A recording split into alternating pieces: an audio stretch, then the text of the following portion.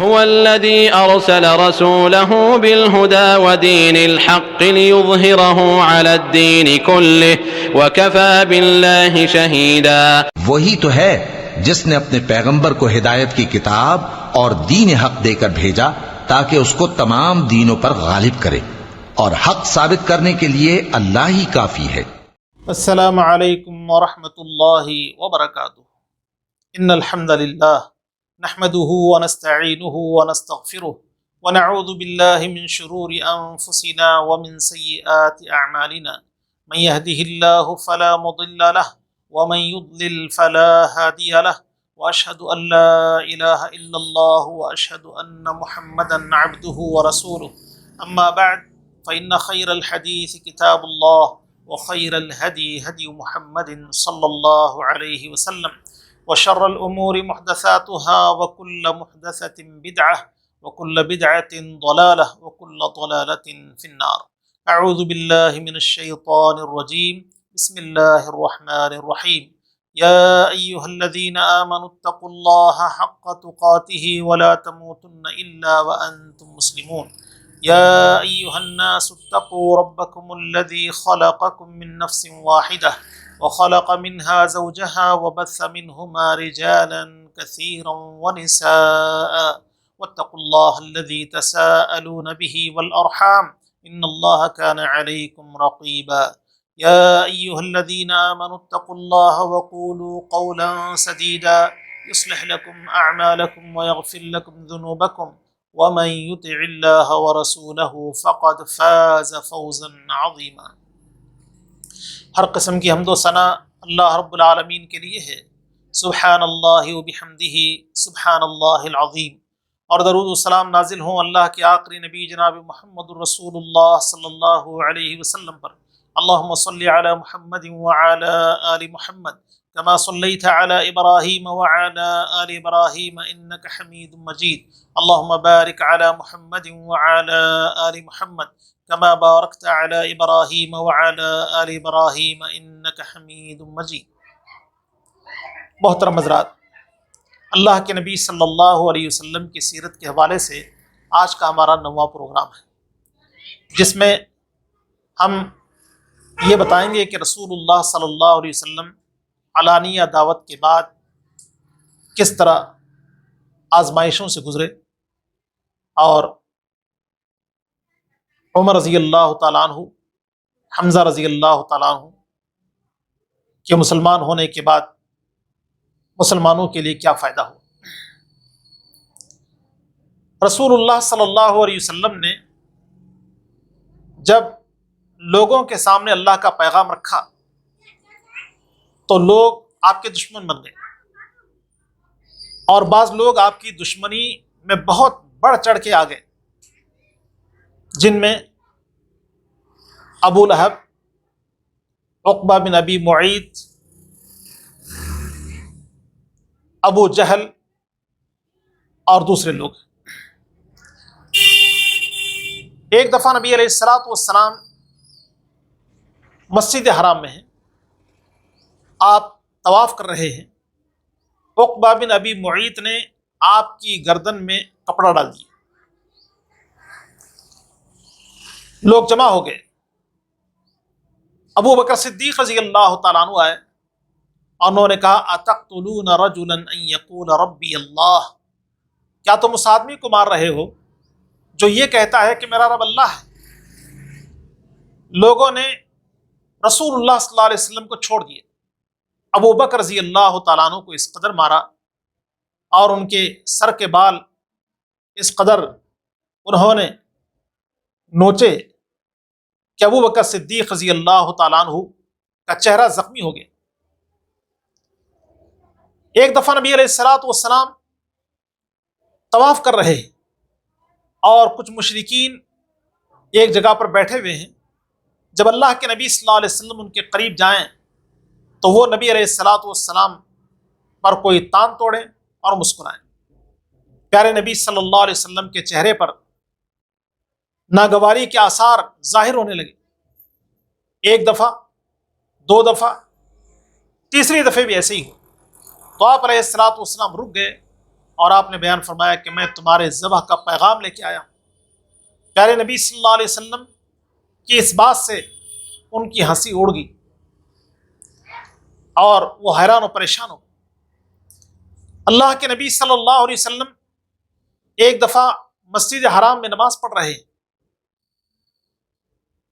کہ مشرکوں نے نبی علیہ الصلوۃ والسلام کو نماز پڑھتا ہوا دیکھا تو کہا کہ کون ہے جو فلاں محلے سے اونٹ کی اوجڑی لے کے آئے اور محمد صلی اللہ علیہ وسلم کے سر پر رکھ دے، آپ کی گردن پر رکھ دے۔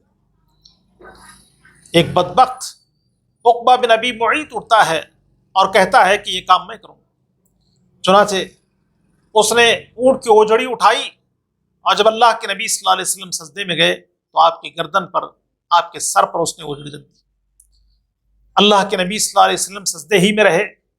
کسی نے فاطمہ رضی اللہ تعالی عنہا کو جا کے کہا کہ تمہارے باپ سجدے کی حالت میں ہیں اور سر پر اونٹ کی اوجڑی رکھ دی گئی ہے۔ فاطمہ چھوٹی سی بچی تھیں، دوڑتی ہوئی آئیں اور اللہ کے نبی صلی اللہ علیہ وسلم کے سر سے اوجڑی کو ہٹا دیا۔ ابو جہل اللہ کے نبی صلی اللہ علیہ وسلم کے بارے میں کہتا تھا کہ اگر میں محمد صلی اللہ علیہ وسلم کو مسجد حرام میں نماز پڑھتا ہوا دیکھوں تو ایک بھاری پتھر آپ کے سر پہ ڈالوں، اور لوگوں کو بھی یہ کہتا تھا کہ مسجد حرام میں داخل ہونے نہ دیا جائے۔ ایک دفعہ کی بات ہے کہ اللہ کے نبی صلی اللہ علیہ وسلم نماز پڑھ رہے ہیں، ابو جہل مسجد حرام میں داخل ہوتا ہے، اس کے ساتھی اس سے کہتے ہیں کہ تمہاری آرزو تو یہ ہے کہ محمد صلی اللہ علیہ وسلم پر ایک بھاری پتھر ڈال دو، اب یہ تمہارے لیے ایک موقع ملا ہے، وہ نماز پڑھ رہے ہیں، تم اپنے کام کو کر سکتے ہو۔ چنانچہ ابو جہل نے ایک پتھر اٹھا لیا اور اللہ کے نبی صلی اللہ علیہ وسلم کی طرف بڑھا، لیکن دیکھتے ہی دیکھتے ابو جہل پلٹنے لگا۔ اس کے ساتھی پریشان ہیں کہ یہ تو بڑے شوق کے ساتھ پتھر اٹھائے جا رہا تھا، پھر پیچھے کیوں آ رہا ہے؟ پھر اس نے پتھر پھینک دیا۔ لوگوں نے پوچھا کیا وجہ ہے کہ تم نے پتھر پھینک دیا؟ تو کہا کہ میرے اور محمد صلی اللہ علیہ وسلم کے درمیان ایک بھاری اونٹ ہے جو منہ کھولے میری طرف بڑھ رہا تھا۔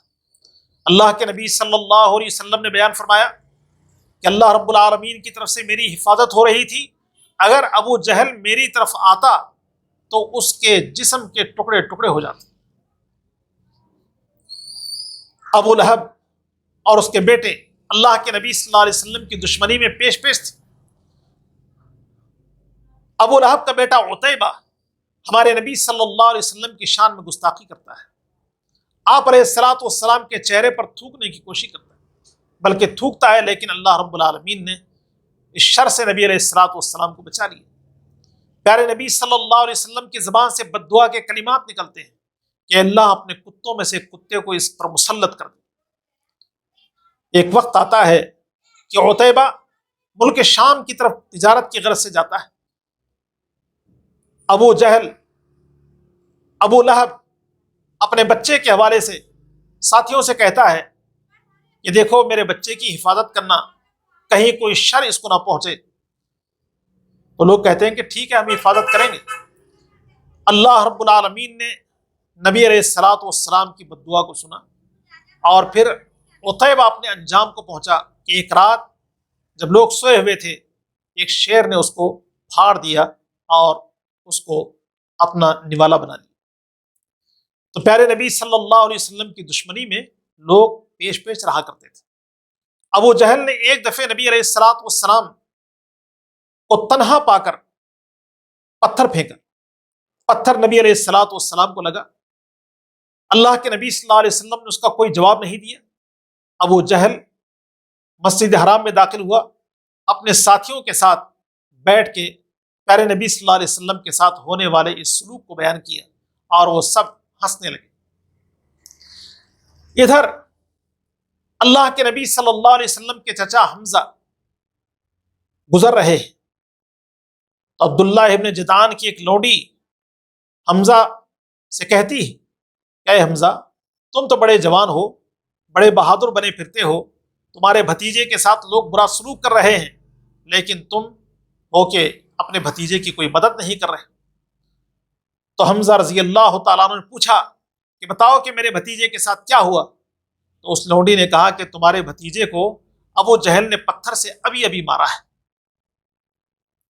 ابو جہل کی تلاش میں حمزہ رضی اللہ تعالیٰ عنہ نکلے، مسجد حرام میں اس کو پا لیا، وہ اپنے ساتھیوں کے ساتھ ہنس رہا ہے، مسکرا رہا ہے۔ وہاں پہنچ کے حمزہ رضی اللہ عنہ نے ابو جہل کو پکڑا اور زود و کوب کرتے ہوئے کہا، کیا تو یہ سمجھتا ہے کہ میرے بھتیجے کے ساتھ کوئی نہیں؟ میں بھی اپنے بھتیجے کے دین پر ہوں۔ حمزہ رضی اللہ تعالیٰ عنہ اللہ کے نبی صلی اللہ علیہ وسلم کے پاس آئے اور کہنے لگے کہ محمد خوش ہو جاؤ، میں نے ابو جہل سے بدلہ لے لیا ہے۔ تو ہمارے نبی صلی اللہ علیہ وسلم نے بیان فرمایا کہ چچا ان باتوں سے مجھے کوئی خوشی نہیں ہوگی، مجھے خوشی تو اس وقت ہوگی جب آپ میرے دین کو تسلیم کر لیں، اللہ کے معبود برحق ہونے کی گواہی دیں اور میری رسالت کا اقرار کر لیں۔ تو حمزہ رضی اللہ تعالیٰ عنہ فوراً کہا، اشہد ان لا الہ الا اللہ واشہد ان محمدا عبدہ ورسولہ۔ حمزہ رضی اللہ تعالیٰ عنہ مسلمان ہو گئے۔ حمزہ رضی اللہ تعالیٰ عنہ کے اسلام کے بعد اللہ رب العالمین نے عمر رضی اللہ تعالیٰ عنہ کو ہدایت دے دی۔ پیارے نبی صلی اللہ علیہ وسلم اللہ تعالیٰ سے دعا کرتے تھے کہ اللہ ابو جہل کو یا عمر بن خطاب کو اسلام کے لیے دے دے۔ اللہ تعالیٰ نبی علیہ الصلوۃ والسلام کی دعا کو قبول کی۔ واقعہ یہ ہے کہ عمر رضی اللہ عنہ اللہ کے نبی صلی اللہ علیہ وسلم کو قتل کرنے کے لیے اپنے گھر سے نکلے ہیں، تلوار ہاتھ میں ہے، راستے میں ایک آدمی سے ملاقات ہوتی ہے۔ وہ آدمی کہتا ہے کہ عمر کیا بات ہے، آج تو بڑے غضبناک ہو، کیا ارادے ہیں؟ تو عمر کہتے ہیں کہ میں محمد صلی اللہ علیہ وسلم کو قتل کرنے کے لیے نکلا ہوں۔ تو شخص کہتا ہے کہ محمد کو تم قتل کرو گے یا اس کے خاندان کے لوگ نہیں ہیں؟